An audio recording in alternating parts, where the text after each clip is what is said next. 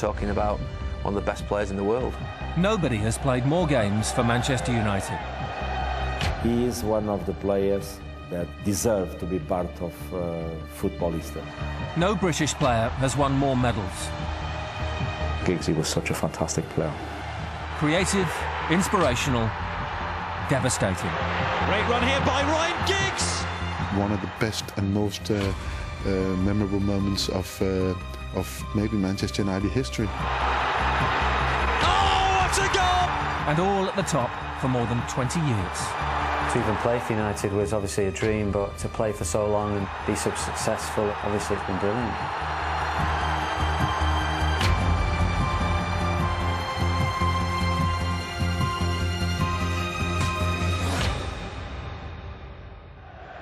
In April 1999, an FA Cup semi-final between Manchester United and Arsenal was decided by something special. Giggs. Great run here by Ryan Giggs! Oh, what a goal! One of them goals where you just score and you just lose yourself. An outstanding moment in a brilliant career. One of the competition's greatest ever goals, it propelled Manchester United to an historic treble of League, FA Cup and Champions League. It was a goal that, I was proud to have scored and helped us on our way towards a great season.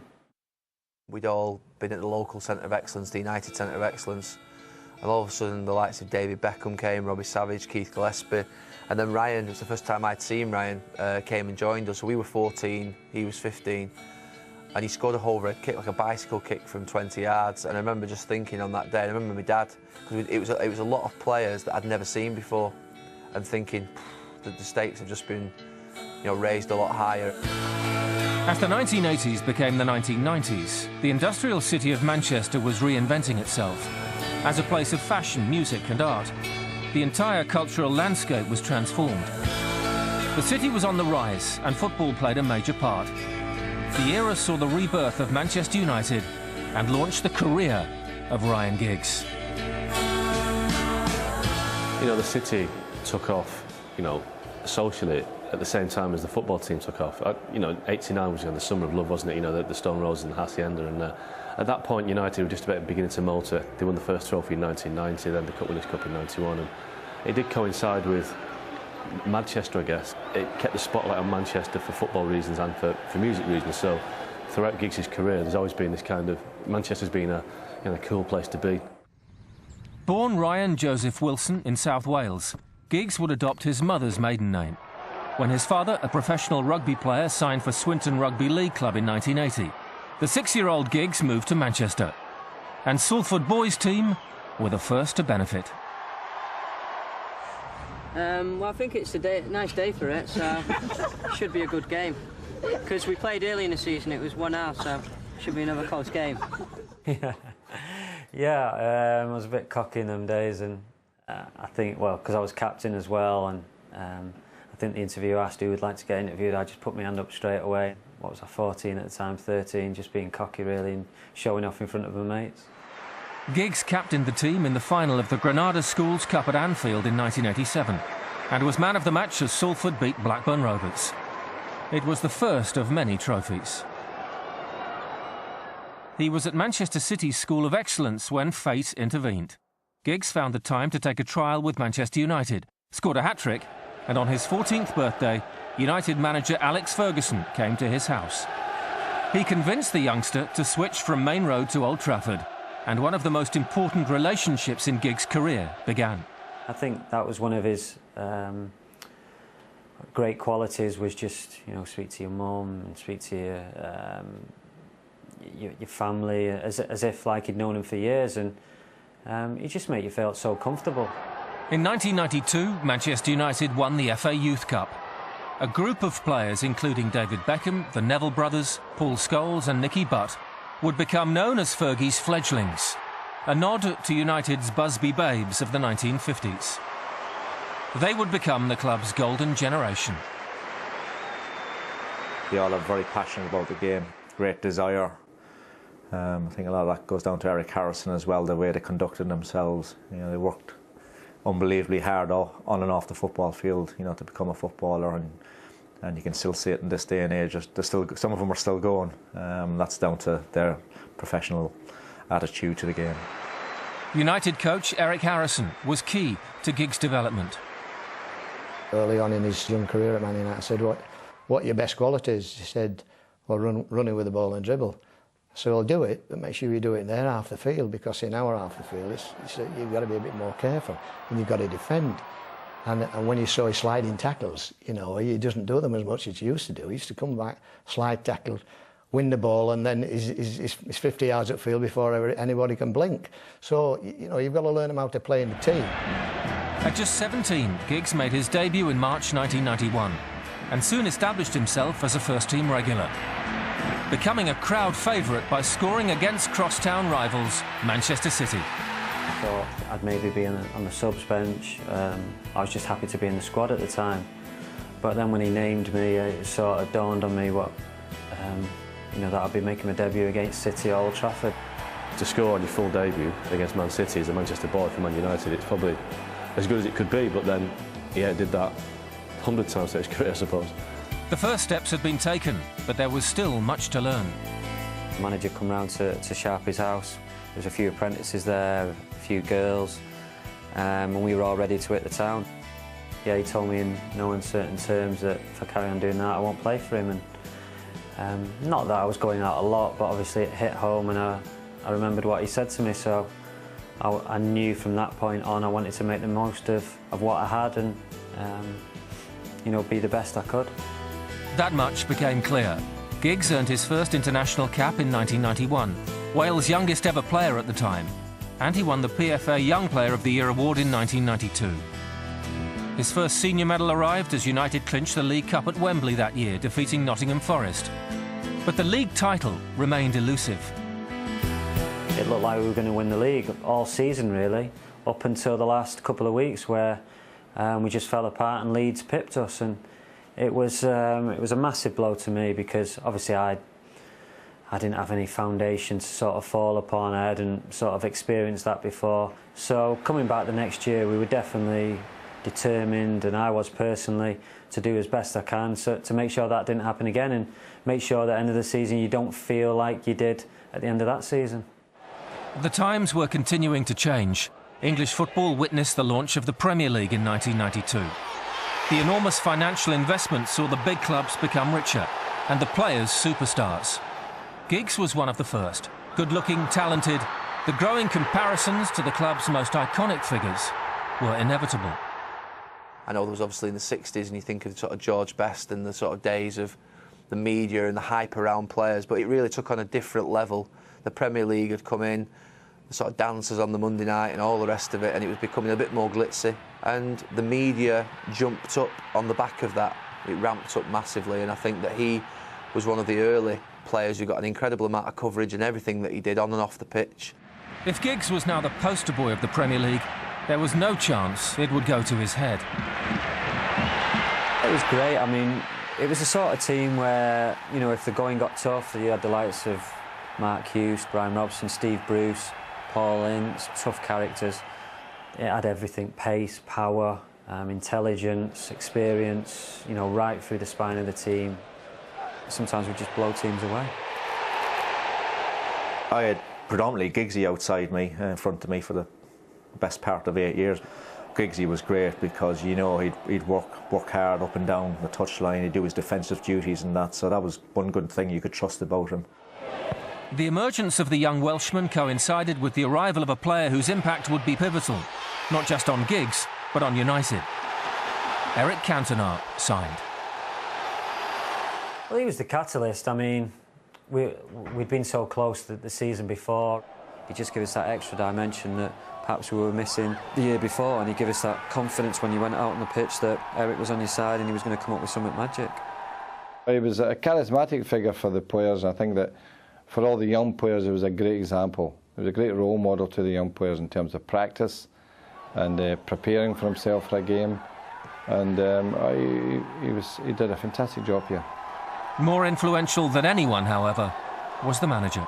I've always respected him, and he knows my game inside out. You know, like I say, he's been watching me for over 25 years, so he handled me the right way when I was a young player, whether it be shielding me from the press, just making sure that I concentrated on my football, or later in my career when, you know, 32, 33, when maybe you can't play 40, 50 games a season, looking after me in the right way and making sure that he got the best out of me.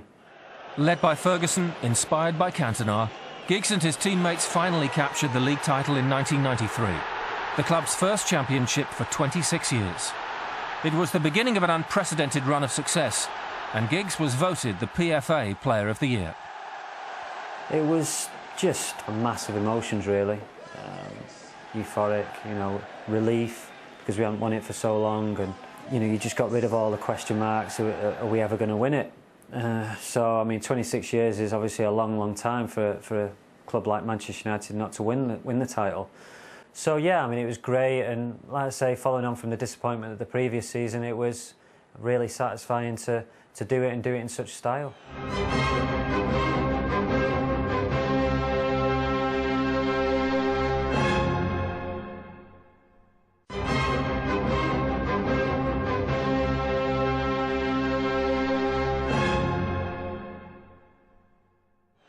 In 1994, United completed the Premier League and FA Cup double.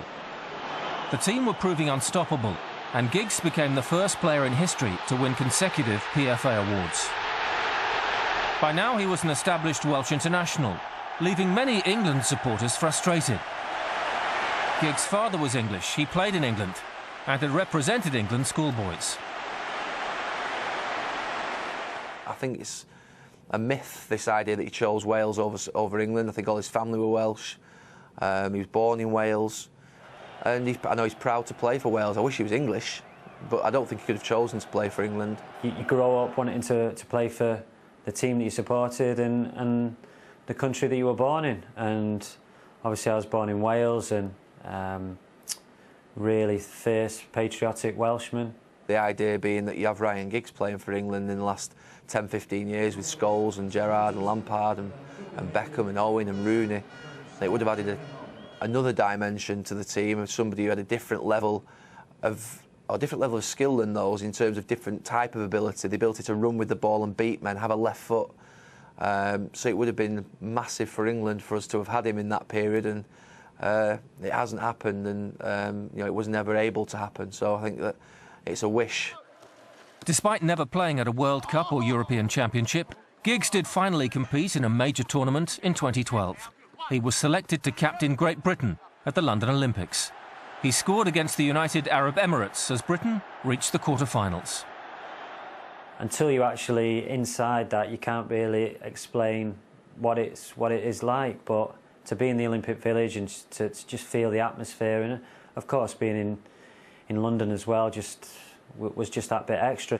Unfortunately, we got knocked out on penalties and we didn't quite go as far as we'd like to, but still it was a tremendous experience, and one that I loved every minute of it. At club level, Giggs always excelled. In the 1995-96 season, he was joined in the first team by his former youth squad mates. But an opening day defeat to Aston Villa saw many question Ferguson's judgment.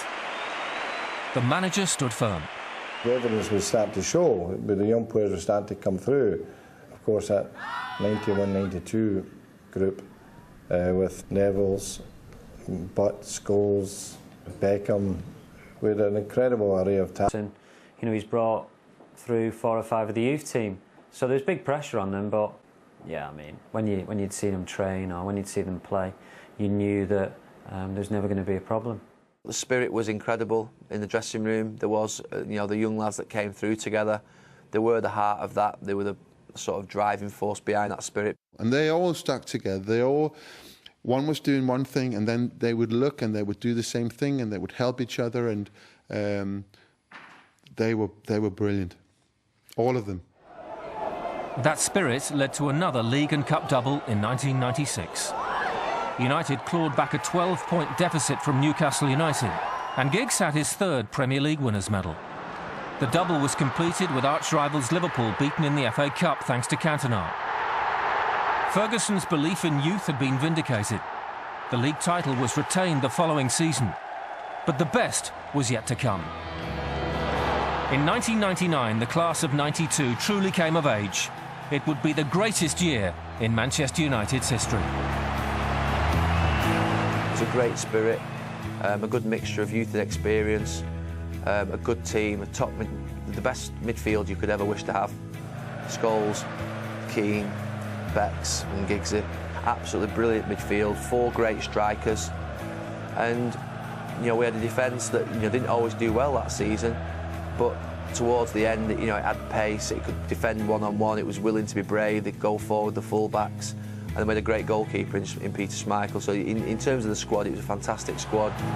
Manchester United eased through their Champions League group and eventually faced Juventus in the semi-finals. Trailing 1-0 in the first leg at Old Trafford, Giggs equalised in the dying minutes. Giggs, throughout his time in Europe, he's had a really good record against Juventus. He scored a lot of great goals, important goals. And people forget that goal in the semi-final because it was the second leg was the one that won the game. That second leg saw a Roy Keane-inspired comeback. United triumphed 3-2. For the first time since 1968, they had reached the final of Europe's biggest club competition. Between this two-legged semi-final, though, Giggs delivered a career-defining moment. The FA Cup semi-final replay against Arsenal had reached extra time, and at 1-1 was heading towards penalties. I come off the bench and I was having a bit of a nightmare, actually. I kept giving it away, so I decided the next time I got the ball I was just going to dribble and see what happened. I don't know what I was thinking, to be honest with you, but when he started to run at them, I'm going, oh, God, God. It was like watching each hurdle, as the horse comes to each hurdle, go for that one, go for that one. By the time we get in the penalty box, we were all up on our feet. The whole bench was up on their feet because, we'd got to a position where you say, hey, he could score here. Great run here by Ryan Giggs. Oh, what a goal! And of course he did. One of the best and most memorable moments of maybe Manchester United history. Would you believe it? Ryan Giggs could have taken Manchester United to Wembley. It was such a great goal, and a goal that deserves to win the best goal ever, I think, in FA Cup history, but it's such an important goal as well. And just as he did a week ago against Juventus, Giggs strikes. And the celebrations, don't forget them. Regrets the celebration after, of course. Yeah, the celebration I'd rather forget. What a run by Giggs. It's one of the goals of his career. It was a goal that, I was proud to have scored and helped us on our way towards a great season. The 5th league title of Giggs' career was clinched against Tottenham, and the first leg of an historic treble was complete. The following Saturday, United beat Newcastle to win the FA Cup. So there was just one piece of the jigsaw remaining. The team flew to Barcelona, the venue for perhaps their greatest triumph. If there were 10 days in my life that you could relive, it would be the 10 days from winning the league. The Sunday against Tottenham, the Saturday the week after against Newcastle in the Cup, and then the Wednesday night in Barcelona. Well, you just took every game as it come, really, and because they were so important. And then once you got out of that, the confidence grew when we won the league, and then we won the FA Cup, the confidence grew and grew going into the final in Barcelona. Opponents Bayern Munich were looking to complete their own treble of League, Cup and Champions League. And the Germans struck first, Mario Basler scoring after just 6 minutes. And we knew from that season, everything that we'd been through, that we'll go to the end and that we'll always create chances. Bayern dominated but failed to capitalise. And in the final minutes, a volley from Giggs fell to Teddy Sheringham. Luckily, I shanked it into Teddy's path, and from that moment on, really, your sort of mindset switched to, right, we'll beat him in extra time. 2 minutes later, Ole Gunnar Solskjaer clinched Manchester United's first European Cup since 1968. They'd done what no other British team had done before. Ryan Giggs was once again on the winner's podium. It was a tale, really, of the whole season in that 90 minutes. From 1-0 to 2-1 within a minute, I mean, it was just unbelievable. And as soon as the second goal's in, you've won the Champions League, there's no more time left, it's gone, we're going to kick off and the whistle's blown. And that feeling was unbelievable. And it built up, you know, winning the league, winning the FA Cup, but the Champions League was the top. United won 3 of the next 4 Premier League titles, and in 2002 Giggs became the club's longest-serving player, following the departure of Dennis Irwin. He would go on to make more appearances for Manchester United than any other player, passing Sir Bobby Charlton's league record of 606 in 2011. The very definition of a one-club man, despite obvious interest from the best clubs. We've never really had the sense that Ryan Giggs would leave Man United. I think Inter Milan were the closest. Paul Ince was there in the mid-90s, and Paul Ince was his big mate. But even then, you know, he was such a young lad, and I think that it just didn't really strike him as being a big move. From 2006 to 2009, United won 3 more league titles to continue their domination of the Premier League era, with Giggs a key influence. I don't have words to talk about Giggs, because I cannot say nothing that the rest of the world didn't say before. I just prefer to say it was an honor and a privilege to work with such a fantastic player. For younger players, looking at somebody in terms of a professional football player and the way in which he looks after himself, you know, the stretching he does, the application in training, he's a brilliant example. Giggsy was sitting with the young players and talking almost in the ear, giving some advices, talking. And when we start to talk, he just step back and then he get back again. Was really fantastic how he complement the information, the stability, the confidence, and sometimes being also tough and calling attention to those young players. This was demonstrated in Moscow in 2008. At the Champions League final against Chelsea, Giggs became United's appearance record holder when he beat the 758 games set by the watching Sir Bobby Charlton. The match went to penalties. In sudden death, Giggs held his nerve to put United 6-5 ahead. Nicolas Anelka was next up for Chelsea.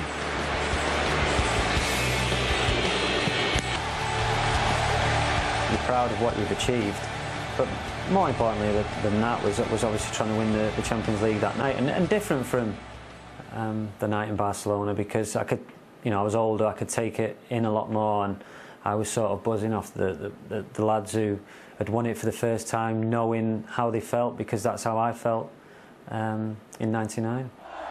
By 2013, United had won their 20th league title. If you look back over the last 20 years, the only clubs that have actually outdone Ferguson and United without the money are Arsenal. You know, and that's been a long time since. It seems as though you have to spend big money to compete with United. City and Chelsea have done that. Blackburn did it as well in the 90s, but United's strength is that they had the manager in Ferguson and the longevity of the players like Giggs. Giggs had become a symbol for the club as he approached nearly 30 years of service. Secret to the longevity? A number of different things. I think the way in which he's been able to adapt his game, change his game, the way in which he's been able to, his body shape, and I suppose there's an element of luck that, you know, he stayed clear of really serious injuries and that his body shape is what it is. And that I'm sure he'll be fortunate for. But generally, an incredible mental attitude to keep going, to want to keep going, to want to continue to win, to play, to fight for every single game. With more than 30 winners' medals, Ryan Giggs is English football's most decorated player. Still playing in his 40s, he's made more appearances in the Premier League than anyone else, repeated that feat in the Champions League, and scored in 23 consecutive seasons in England's top flight. He's been the one constant. He's the only one that's there from the very beginning. Incredibly important player, not just on the pitch but off it as well. Giggs is football himself. The way he played, the way he enjoyed the game, the way he trained. I mean, it was a great privilege and an honour to work with him. I'm proud of what I've achieved, you know, being a United supporter and growing up during the 80s, watching Liverpool win everything was not nice, so to be part of a United team that had won it for the first time in 26 years was special. And of course the 99 was just a roller coaster of a season and a roller coaster of 10 days, and to win the treble, no other club had done it, was brilliant, and in the manner of which we did it as well.